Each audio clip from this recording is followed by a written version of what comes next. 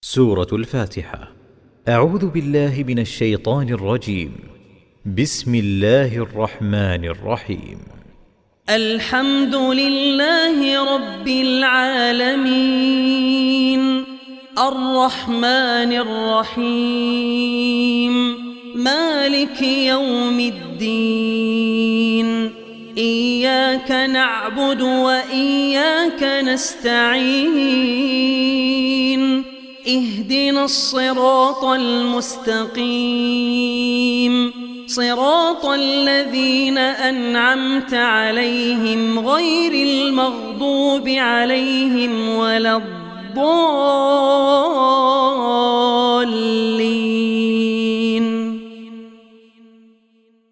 Assalamualaikum warahmatullahi wabarakatuh.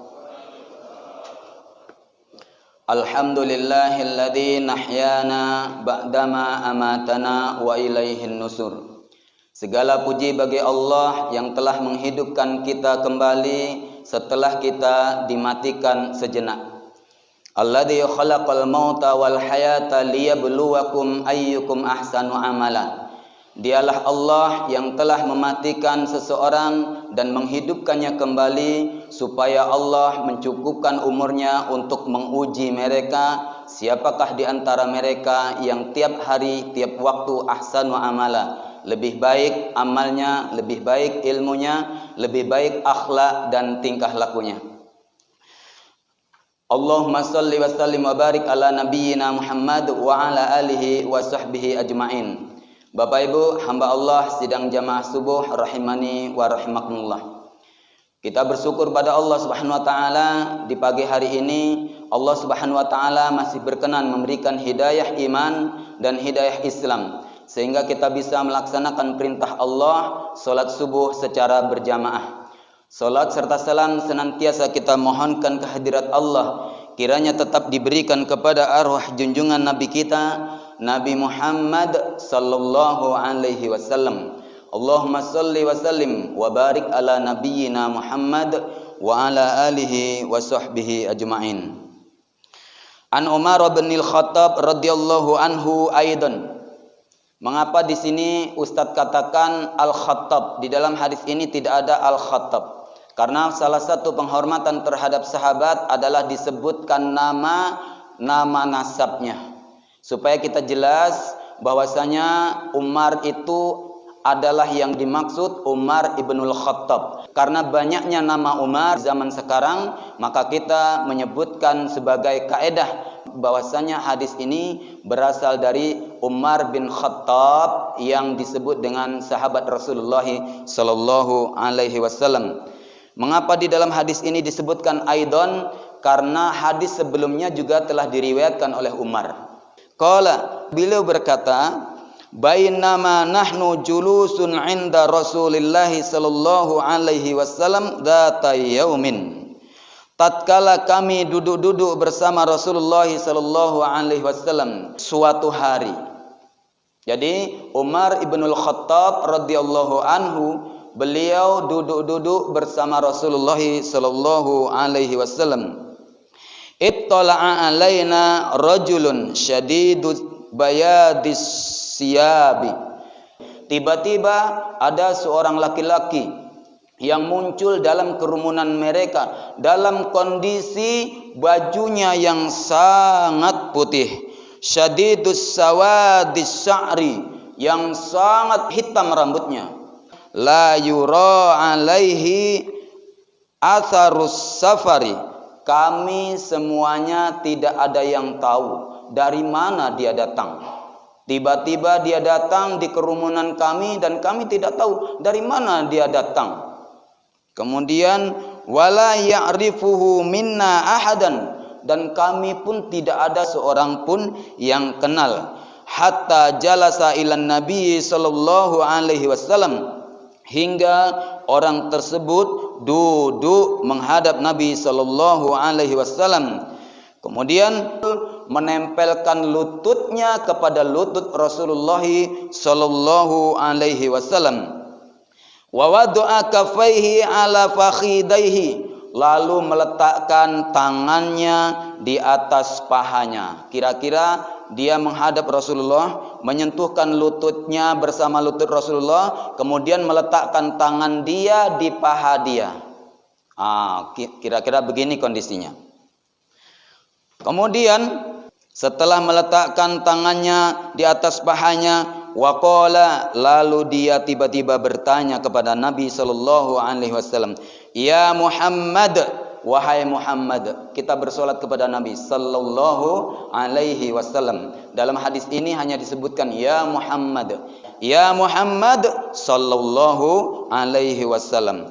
Akhbirni anil Islam. Kabarkan kepadaku, ajarkan kepadaku, sampaikan informasi kepadaku tentang Islam. Itulah yang ditanyakan oleh seorang laki-laki yang putih bersih bajunya dan rambutnya sangat hitam. Kemudian dia tanya kepada Rasulullah SAW, akhbirni anil Islam. Sampaikan kepadaku Muhammad, apa itu Islam? Lalu Rasulullah SAW menjawab, al-Islamu, adapun Islam, antashhada ala ilaha illallah, engkau bersaksi bahwasanya tiada ilah, tiada sesembahan yang berhak diibadahi kecuali hanya Allah, wa anna, dan sesungguhnya Muhammadar Rasulullah, Muhammad itu adalah Rasulullah sallallahu alaihi wasallam. Wa tuqimas shalah, kemudian engkau mendirikan salat, wa tu'tiyaz zakah, kemudian engkau bayarkan zakat, wa tasuma Ramadan, kemudian engkau berpuasa di bulan Ramadan, wa tahujjal baita in istata'ta ilaihi sabila, dan engkau tunaikan ibadah haji jika engkau telah mampu. Itulah yang dikatakan Islam. Jadi Islam apabila sudah menunaikan yang 5 ini. Berarti kalau kita belum menunaikan ibadah haji, belum sempurna keislaman kita. Belum sempurna. Bagaimana supaya sempurna? Jangan putus niat. Jangan sampai putus niat untuk menunaikan ibadah haji. Karena Allah Subhanahu wa taala berfirman di dalam surat Al-Baqarah ayat 208, "Ya ayyuhalladzina amanu dukhulu fis-silmi kafah." Hai orang yang beriman, masuk ke dalam agama Islam secara sempurna, secara total, dari rukun Islam yang pertama sampai yang kelima. Sempurna dari ujung rambut sampai ujung kaki. Sempurna dari tata cara berekonomi sampai tata cara bernegara, tata cara berumah tangga, tata cara berkeluarga, dan berbagai macam tata cara harus sesuai dengan Islami. Wala tattabi'u khutuwatis syaitan. Jangan kau ikuti langkah-langkah setan. Innahu lakum aduwwum mubin. Karena setan musuh bagimu yang nyata. Jadi jelas di sini dikatakan Islam yang sempurna apabila sudah menunaikan rukun Islam yang kelima, atau semua rukun Islam ditunaikan. Kita sudah syahadat, kita sudah sholat, kita sudah puasa, kita sudah bayar zakat, kita tinggal menunaikan ibadah haji. Kalau kita memang ditakdirkan belum bisa menunaikan ibadah haji, tapi kalau ada niat sudah dapat ibadah haji. Innallaha katabal hasanat was sayyi'at. Rasulullah sallallahu alaihi wasallam bersabda, sesungguhnya Allah itu selalu menetapkan, mencatat, memperhitungkan segala yang baik dan segala yang buruk. Faman hamma bihasanatin, siapa yang sudah berniat untuk melakukan kebaikan, falam ya'malha, tapi tidak jadi melakukannya, gagal melakukannya, belum sempat melakukannya. Sudah berniat tapi belum sempat, belum bisa, belum mampu, belum kaya. Walillahi 'alan nasi hajjul baiti man istata'a ilaihi sabila. Diwajibkan kepada manusia untuk menunaikan ibadah haji ke Baitullah man istata'a ilaihi sabila, bagi siapa yang sudah mampu melakukan perjalanan ke sana. Sekarang kita belum mampu, terhalang, maka ada niat yang baik. Hanya ada niat. Faman hamma bihasanatin, siapa yang sudah berniat melakukan kebaikan, falam ya'malha, tetapi belum bisa melakukannya, kataballahu lahu hasanatan, maka Allah tetap memberikan pahala kebaikan kamilatan, yang sempurna, seperti orang menunaikan ibadah haji. Makanya untuk menyempurnakan keislaman kita dengan rukun Islam yang kelima, yang belum mampu jangan putus niat sampai akhir, hayat. Sekiranya meninggal, maka kita akan bisa mendapatkan pahala haji dan disempurnakan Islam kita di akhirat kelak. Itu pertanyaan yang dijawab oleh Rasulullah SAW tentang Islam. Lalu orang itu berkata, ya, sodakta. Orang itu berkata, benar engkau Muhammad. Kemudian, fa'ajibna lahu, kami, kata Umar, sangat heran. Yas'aluhu wa yusaddaquhu. Dia bertanya kok dia pula yang membenarkan. Siapa orang ini? Kemudian qala, orang ini bertanya lagi, fa akhbirni anil iman. Kalau begitu kabarkan kepadaku apa itu iman. Qala, Nabi kita sallallahu alaihi wasallam menjawab, antu'mina billahi wa malaikatihi wa kutubihi wa rusulihi wal yaumil akhir. Engkau beriman kepada Allah, kepada malaikatnya, kepada kitab-kitabnya, kepada rasul-rasulnya, dan kepada hari kiamat atau hari akhir. Wa tu'mina bil qadari khairihi wasyarrihi, dan engkau beriman juga dengan takdir yang baik maupun takdir yang buruk. Qala, orang itu pun menjawab, sodakta, engkau benar ya Muhammad sallallahu alaihi wasallam. Tentu sahabat bertambah heran. Dia yang bertanya kok dia lagi yang membenarkan. Itulah kira-kira.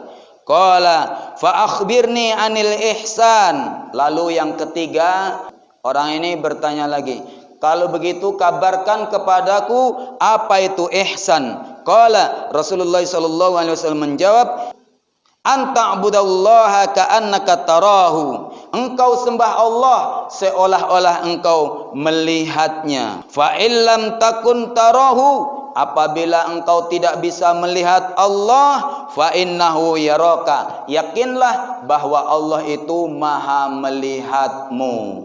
Jadi Bapak Ibu hamba Allah sidang jamaah subuh rahimani wa rahimakumullah, itulah 3 pertanyaan yang disampaikan oleh malaikat tentang Islam, iman, dan ihsan. Apakah sampai di situ pertanyaan malaikat?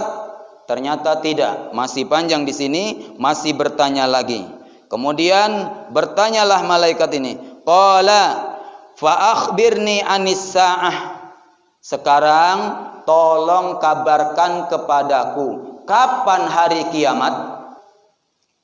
Kemudian Nabi sallallahu alaihi wasallam menjawab, qala mal mas'ulu anha bi'a'lama minas sa'il. Yang ditanya tidak jauh lebih ngerti, lebih paham, lebih tahu daripada yang menanya. Jadi sama-sama tidak tahu, Pak. Diakui malaikat juga tidak tahu tentang kapan terjadinya hari kiamat.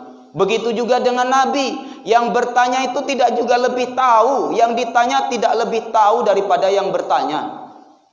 Nabi kita sallallahu alaihi wasallam telah menjelaskan bahwa hari kiamat itu tidak ada yang tahu. Karena hari kiamat perkara yang gaib. Kok di zaman sekarang ada orang yang mengetahui tentang yang gaib? Tentu hebat dia tuh, melebihi Nabi. Oleh karena itu hamba Allah, di sini ada pelajaran bagi kita bahwa malaikat dijelaskan oleh Rasulullah SAW, dia tidak tahu kapan hari kiamat, dan Rasul juga tidak tahu kapan hari kiamat, karena perkara yang gaib hanya Allah lah yang tahu. Qala fa akhbirni an ammaratiha. Lalu kalau begitu kabarkan kepadaku apa tanda-tanda hari kiamat. Kalau enggak tahu hari kiamat kapan tibanya, kabarkan kepadaku tentang tanda-tandanya saja. Qala Rasulullah sallallahu alaihi wasallam menjawab, antalidal amahu rabbataha. Apabila ada budak yang melahirkan tuannya. Budak melahirkan tuan, istilahnya budak jadi raja. Anak jadi penguasa. Orang tua yang melahirkan dia jadi budaknya, dan dia anaknya menjadi rajanya. Berapa banyak tanda-tanda hari kiamat di akhir zaman ini. Seorang anak dia lebih berkuasa, orang tuanya dijadikan pembantunya.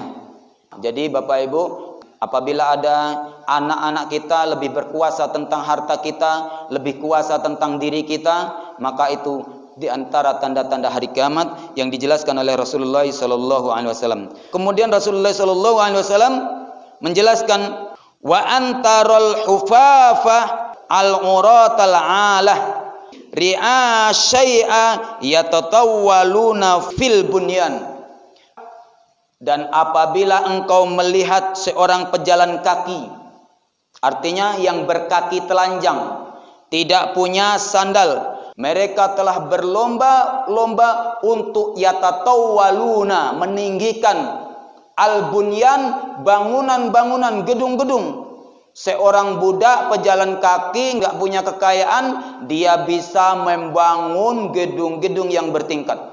Itu yang dimaksud adalah kota Makkah dan kota Madinah yang dahulu dihuni oleh budak-budak dan oleh orang-orang miskin. Mereka di akhir zaman sudah membuat bangunan, berlomba membuat bangunan yang bertingkat-tingkat. Lihat berapa banyaknya bangunan-bangunan yang berdiri di sekitar Ka'bah, berapa banyaknya bangunan yang ada di Madinah. Bahkan Zamzam Tower itu 600 sekian meter tingginya. Itu yang punya siapa? Dan gedung-gedung, bahkan itu di Dubai juga berapa tingginya Menara Khalifah itu. Bahkan sekarang Saudi Arabia telah merumuskan dan merancang, bahkan arsiteknya sudah bekerja dan sekarang dalam proses menyelesaikan gedung tertinggi di dunia, melebihi daripada gedung Khalifah.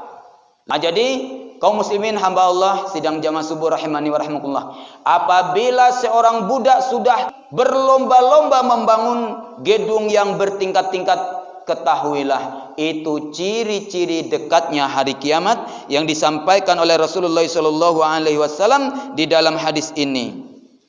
Summan tolako, kemudian orang yang bertanya tadi berpaling, meninggalkan majelis Rasulullah sallallahu alaihi wasallam.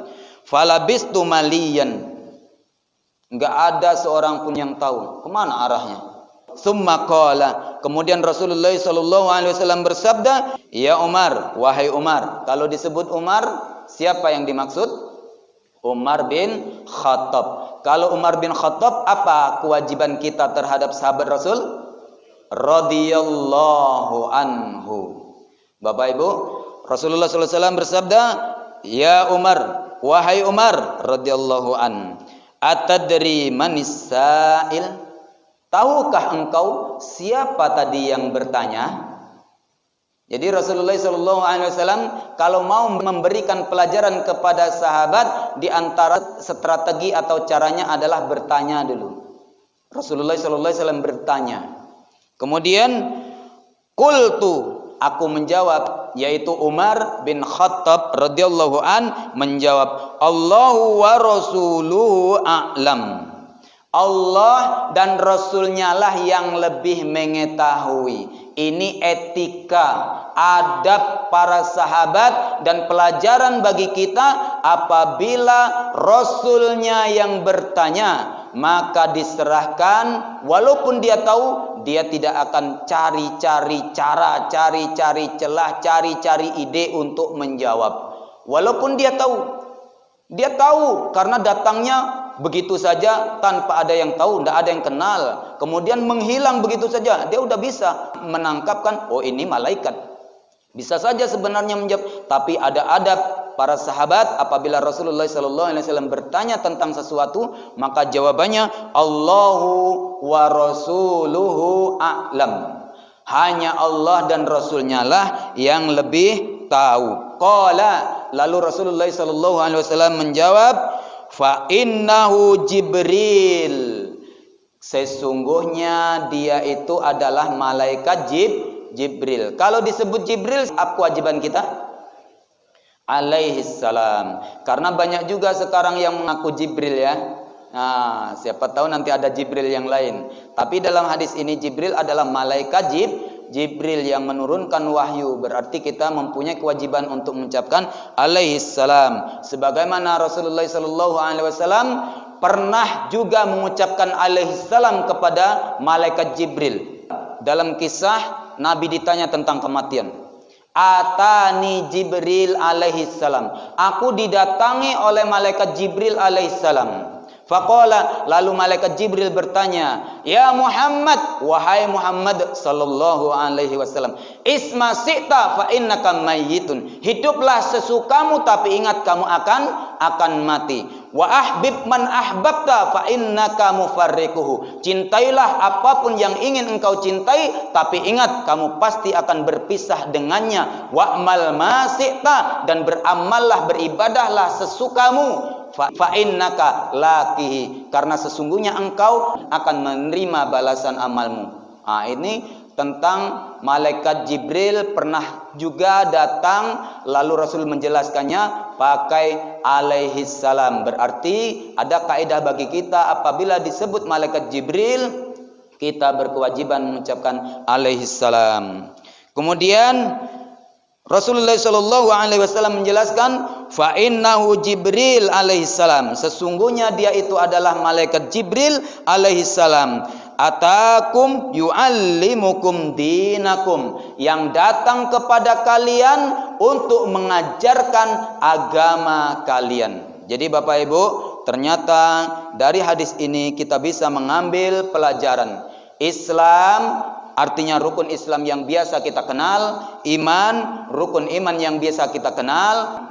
Kemudian yang dikatakan ihsan, anta'budallaha ka'annaka tarahu fa illam takun tarahu fa innahu yaraka. Engkau sembah Allah seolah-olah engkau bisa melihatnya, dan kalau kalian tidak bisa melihatnya, maka pastilah, yakinlah Allah Maha melihatmu. Pada pertemuan kali ini kita akan mengkaji masalah yang imannya sampai waktu suruh.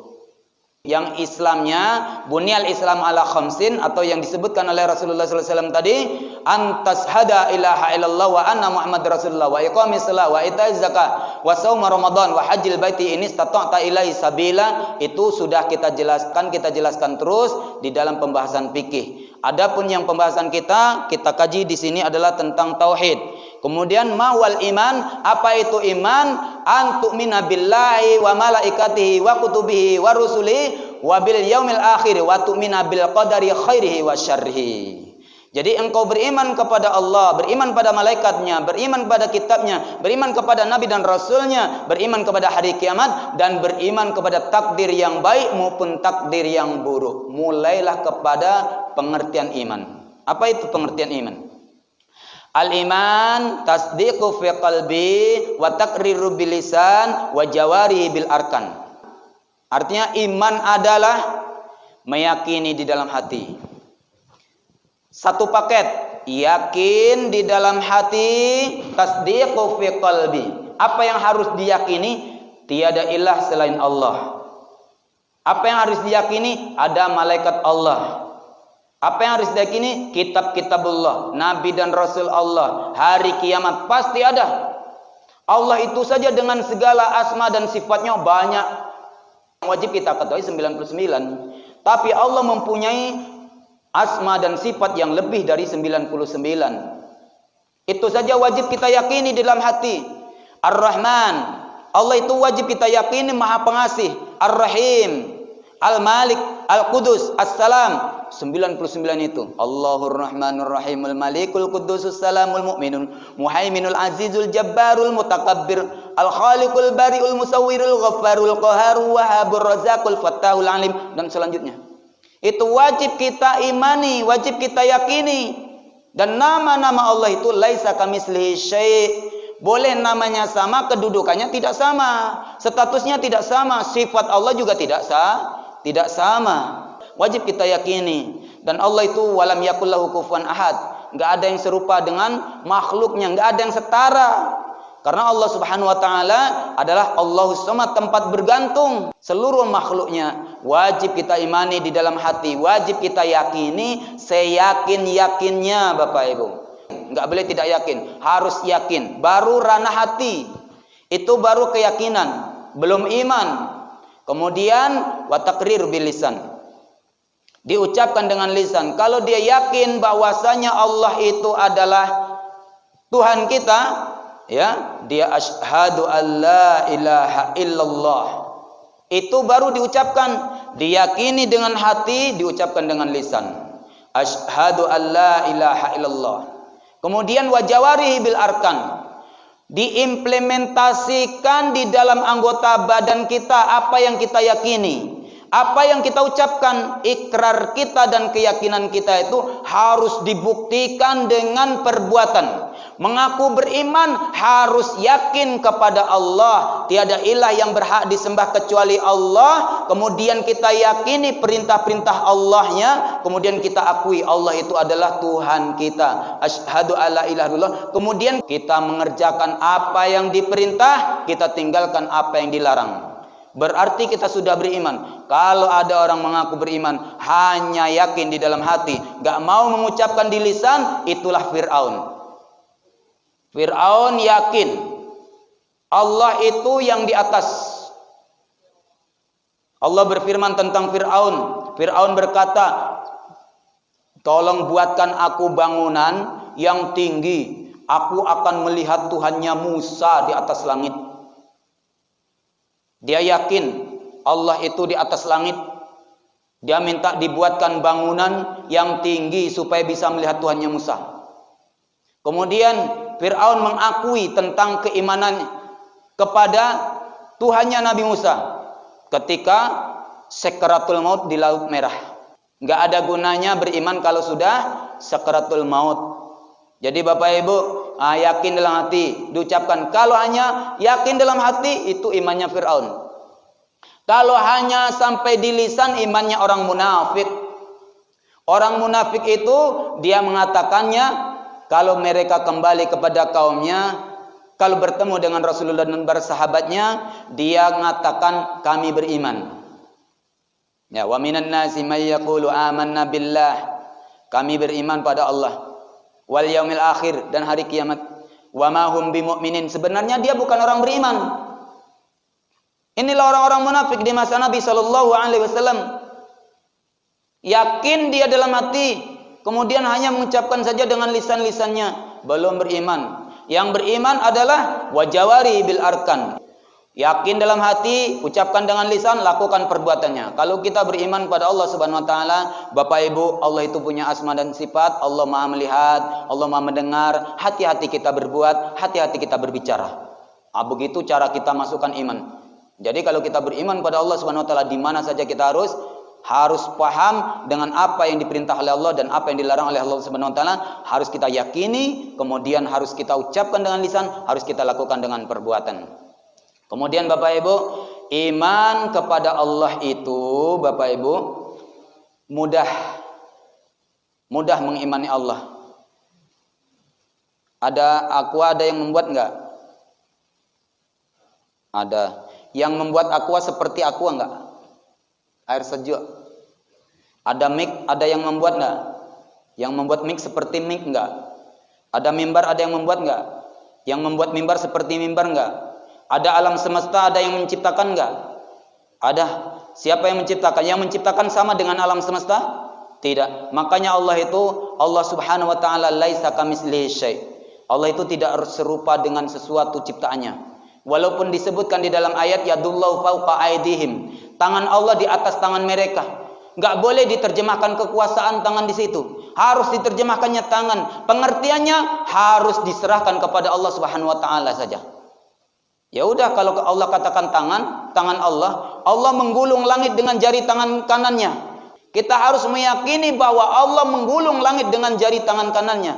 Dan terjemahannya hanya mutlak seperti itu saja, mentok sampai di situ. Enggak boleh kita pikir-pikirkan. Enggak akan mampu. Karena 1% melawan 1.000.000%. Allah itu miliaran persen, sementara kita hanya 1%. Dunia saja ini 1%. Di surga ada 100% kenikmatannya. Jadi enggak mampu kita. Oleh karena itu, apa yang disebutkan oleh Allah Subhanahu wa taala, alif lam mim atau nun atau yasin, pengertiannya diserahkan saja kepada Allah Subhanahu wa taala. Jadi Bapak Ibu, ini cara meyakini Allah ada, pasti ada. Ada bumi dan langit, ada yang menciptakan, pasti yang menciptakan langit dan bumi tidak serupa dengan yang diciptakannya. Itulah Allah Subhanahu wa taala. Kemudian cara mengimani Allah Subhanahu wa taala itu Bapak Ibu, Kita harus menyadari bahwasanya kita ini makhluk dan Allah itu khalik. Kita makhluk dan Allah khalik. Hanya ada dua. Ada khalik, ada makhluk. Ada ciptaan, ada yang menciptakan. Sudah pasti itu, dunia itu isinya dunia, alam semesta sampai ke akhirat besok ada dua saja. Laki-laki, perempuan. Siang, malam. Bumi, langit. Apalagi? Ada surga, ada neraka. Jadi Bapak Ibu, ada pahala, ada dosa. Kalau orang beribadah enggak mengharapkan pahala, dia enggak takut dengan dosa, jangan seperti itu. Itu pemahaman yang salah. Karena Allah mengobrol pahala dan Allah menjanjikan pahala, juga Allah mengancam dengan dosa-dosa. Tujuannya supaya kita termotivasi. Ibadah mengharapkan pahala, iya, mengharapkan pahala. Mengharapkan pahalanya bukan mengharapkan pahala dari manusia, tetapi dari Allah. Mengharap kepada Allah adalah ibadah yang paling tinggi. Dan pahala itu bagian daripada rahmat Allah. Rahmat Allah itu ada 3. Pahala, ampunan dosa, angkat derajat. Bukankah pahala yang dikabarkan oleh Allah Subhanahu wa taala? Jadi wajib kita imani. Beribadah mengharapkan pahala, iya. Mengharapkan pahala kepada siapa? Kepada Allah. Berharap kepada Allah adalah ibadah yang paling tinggi. Iyyaka na'budu wa iyyaka nasta'in. Bapak Ibu, ini cara kita mengimani Allah Subhanahu wa taala. Yang ketiga, Allah punya asma dan punya sifat. Punya asma dan punya sifat. Makanya menyebut asma Allah dan sifat Allah itu tidak sama dengan menyebut asma kita.